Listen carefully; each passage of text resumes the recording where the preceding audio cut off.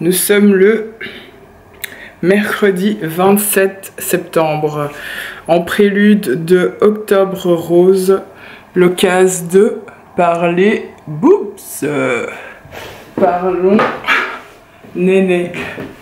Oui, c'est la raison pour laquelle je me suis permise d'apparaître en soutien-gorge ou maillot, comme vous préférez. Ce n'est pas à mon habitude d'apparaître sur YouTube comme ça, mais je me suis dit, pourquoi pas. Un chiffre interpellant, chaque année 11 000 femmes sont atteintes d'un cancer du sein. Le mois d'octobre approche et c'est un mois, on le sait, de sensibilisation. Et vous allez le voir, de plus en plus de jeunes sont touchés par la maladie. Marc Florent, Joël Mafkowski et Jean-Christophe Williams. Juliette n'avait que 41 ans quand on lui a diagnostiqué un cancer du sein, un peu par hasard lors d'une visite de routine chez le gynécologue. Car quand on est jeune, il n'y a pas de dépistage systématique, surtout quand il n'y a pas d'antécédents dans la famille. J'ai détecté une boule au niveau de la poitrine. Sur le moment même, je ne me suis pas inquiétée plus que ça. Je venais juste d'être maman. Ma fille avait, je crois, 15 mois, je pense. J'ai mis ça sur les hormones, le coup de changement de vie. Je venais d'être licenciée aussi. Et sur le moment même, j'ai pas spécialement été consultée. Donc j'ai attendu la date de mon check-up annuel chez mon gynéco. Et là, quand j'ai été directement, lui, il a pris ça directement au sérieux. Il m'a envoyé faire la batterie d'examens. Et en moins d'un mois, j'étais branchée à ma première chimio. Donc ça a été super rapide et ça a été un choc. 4 ans plus tard, Juliette est en rémission et vient témoigner dans cette conférence organisée par BIG, le groupe de recherche international sur le cancer du sein. Et sa présence n'est pas anodine, puisque de plus en plus de jeunes sont touchés par ce type de cancer.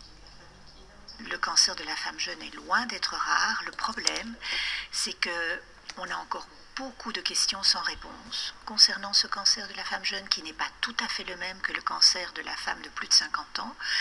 Et donc ce groupe de patientes a vraiment besoin d'efforts de recherche ciblés.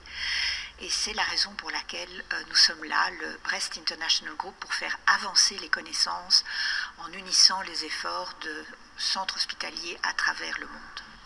Une étude pour savoir si l'on peut arrêter un traitement afin de tomber enceinte coûte par exemple 7 millions d'euros. C'est encore plus cher si l'on veut savoir comment diagnostiquer efficacement les jeunes, pour qui la mammographie est moins efficace et le cancer plus agressif. Juliette, elle, se dit survivante et souhaite que son exemple serve à conscientiser les plus jeunes. Je débarque ici pour vous parler en fait de la sensibilisation au cancer féminin, en particulier le cancer du sein. Pourquoi? Parce que nous sommes à la veille d'octobre. J'ai un petit pitch pour rassembler mes idées, synthétiser mes idées et du coup être la plus claire pour vous. Pour vous mettre dans vos agendas et vous donner l'information que vendredi le 29 septembre, donc vendredi de cette semaine, donc demain quand vous aurez cette vidéo en ligne, que ce soit sur YouTube, sur le blog ou sur Instagram et sur Facebook, parce que c'est essentiellement là que je publie mon contenu. L'idée en fait c'est de mettre en avant la conférence gratuite et sur inscription de préférence. N'hésitez pas à vous inscrire à cette conférence que je mettrai en lien en description partout, etc., que je relayerai. C'est une conférence qui me tient à cœur parce qu'elle est menée et elle est co-menée par Juliette. Juliette, c'est une personne avec qui j'ai travaillé dans son ancien projet qu'elle a clôturé justement en juin dernier, Oribani, qui était une boutique slow fashion dans cette mode responsable, repenser la mode, réfléchir son impact par rapport aux vêtements, et que c'est une amoureuse des initiatives, que ce soit mode et sociale, et elle, Juliette, en fait, elle parle de son expérience en tant que survivante du cancer du sein, et elle le dit, c'est hyper important dans ce mois de mobilisation Octobre Rose qui en soi n'est pas que pour le mois d'octobre. Et donc Juliette, en fait, elle va ce vendredi 29 septembre à 18h30 à Bruxelles. Encore une fois, je mets toutes les infos en description, comme ça vous savez où aller pour pouvoir avoir les infos pratiques. Elle va parler avec Victoria. Toutes les deux survivantes du cancer du sein vont parler de leur expérience, de leur parcours, de comment elles ont vécu avant, pendant et après la maladie.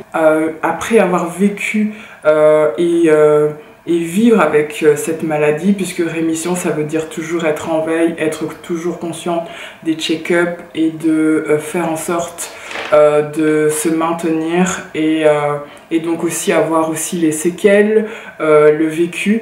Et ben elles ont décidé chacune de leur manière de s'engager en la matière. Juliette plus particulièrement parce que je vous en parle aussi, parce que à titre affectif, c'est une personne vraiment que je connais et donc j'ai envie de soutenir, et c'est aussi pour ça que je montre mes boobs sur YouTube et toutes les plateformes Instagram, etc., etc.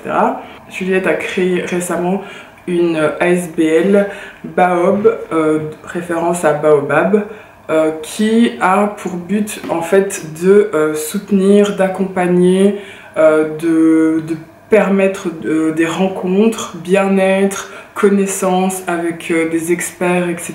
qui font des ateliers pour les personnes qui vivent avec des maladies de longue durée, dont le cancer comme elle. Et donc du coup ça lui permet aussi de transmettre son expérience de survivante. Elle est aussi, je vous l'ai mis en premier lieu dans cette vidéo, un extrait de son passage au JT du 19 septembre sur la RTBF, où elle montre aussi qu'elle est le visage de la nouvelle campagne de Big Against Breast Cancer, qui est un espèce de groupe pluridisciplinaire qui a pour objectif en fait de sensibiliser, encourager la recherche, visibiliser aussi les avancées de la recherche, visibiliser aussi les personnes qui vivent et qui ont vécu le cancer du sein et les cancers féminins et les personnes qui ont vécu ce cancer du sein. Et aussi de montrer aussi qu'il y a une particularité qu'on se rend compte de plus en plus, c'est qu'il y a différents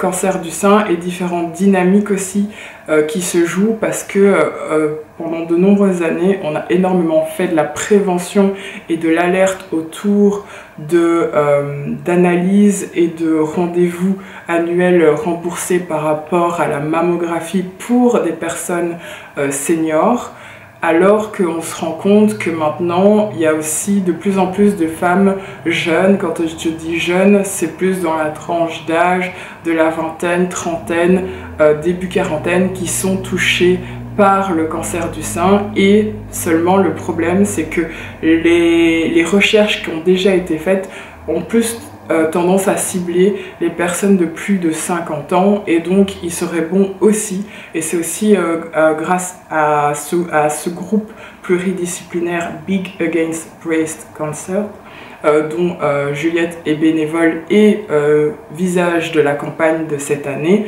pour Octobre Rose, c'est de mobiliser et avoir de plus en plus de fonds pour avoir des études qui prennent conscience aussi de cette tendance, du fait que le cancer du sein touche aussi des populations plus jeunes, et qu'en plus souvent on remarque que le réflexe de la mammographie, comme à 20 ans, si tu n'as pas d'antécédents dans ta famille, tu ne penses pas forcément à ça. Et donc du coup, comment permettre de garder une sensibilisation sans forcément alarmer, alerter et faire peur non plus, mais que les femmes et les personnes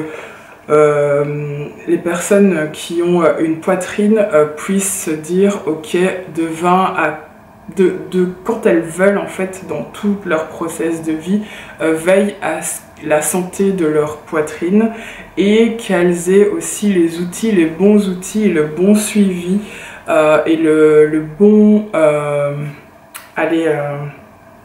les bons traitements pour les soigner, vu que on remarque aussi que les cancers qui touchent les personnes plus jeunes sont généralement plus agressifs, et donc du coup il faut vraiment les avoir assez tôt pour pouvoir être le plus efficace et le plus utile possible. Mais je tenais vraiment à faire cette vidéo parce que le cancer du sein, c'est quelque chose dont on entend parler tous les mois d'octobre, mais c'est toute l'année, et c'est pour toutes nos vies de veiller sur notre poitrine, parce que on oublie souvent quand tout va bien. On a tendance à se dire que c'est bon, ça va, on vit nos meilleures vies, ils sont là et puis voilà. Mais juste prendre le temps de faire des auto-palpations juste comme ça. Je vous remettrai aussi dans la barre de description un compte Cynthia, in Cynthia, by Cynthia, qui est un compte aussi d'une survivante qui a aussi eu un cancer du sein. Elle est française et elle fait beaucoup de prévention et de vidéos sur les réseaux, et aussi elle a une chaîne YouTube. Je mettrai vraiment toutes les infos, et elle aussi elle fait des vidéos pratico-pratiques au niveau palpation pour quand vous êtes chez vous, prendre le temps de savoir où vous en êtes. C'est par exemple comme ça, c'est par exemple comme ça. Je vais pas enlever mon soutien-gorge, mais c'est par exemple comme ça. Et moi, c'est une habitude que j'ai prise, que je prends, je check en moyenne une fois tous les mois, quelque chose comme ça. Et puis j'ai aussi mon rendez-vous, comme Juliette, mon rendez-vous annuel chez ma gynécologue, qui est génial. Si vous voulez ses coordonnées, je vous les envoie. Franchement, je trouve que c'est une praticienne hyper dans le consentement, hyper dans l'accessibilité et dans la proximité, tout en étant très professionnelle. Je l'aime vraiment beaucoup, et j'y vais chaque année, et je vous encourage à le faire. Sincèrement, on a tendance à aller chez le médecin que quand il y a un problème. Ça c'est bon, ça vaut aussi à la fois pour les femmes et à la fois pour les hommes ou les personnes qui s'identifient entre ces deux pôles, que quand ça va pas, alors que sincèrement la santé, c'est des petites routines à mettre en place, et je l'avais déjà partagé il y a quelques temps dans la vidéo Morning Routine avec mes étirements, etc. Mais c'est pas des blagues. Sincèrement, je sais que moi j'ai tendance à le faire d'instinct depuis que je suis toute petite, suite à mes amputations au niveau des mains et des pieds. Je veille énormément sur ma santé, sur mon corps, comment il évolue. J'ai tendance à beaucoup l'observer, à veiller sur lui, parce que je sais que j'ai eu la chance dans cette étape de vie et dans ce trauma malgré tout de rester en vie, et donc du coup j'ai envie de garder le plus longtemps possible ce que j'ai, et donc j'ai tendance à vraiment aller chez le dentiste chaque année, aller chez la gynéco chaque année, faire les tests par rapport aux IST et MST, IST et MST aussi chaque année. Et je vous encourage sincèrement à le faire aussi, parce que la santé c'est précieux. On l'a vu encore plus en 2020, et c'est pas parce que 2020 c'était il y a 3 ans que ça n'a plus lieu d'être. Veillez sur vous, sincèrement, c'est pas une injonction, c'est juste: oh les petits potes, oh les copains, s'il vous plaît, veillez sur vous, vous êtes précieuses, précieux, et je vous dis à la prochaine. Encore merci d'avoir pris le temps de m'écouter, et je vous dis à très bientôt. Mais je ne serai plus en soutien-gorge cette fois-ci, parce que là c'était nécessaire, maintenant c'est fini. Bye bye. Ciao.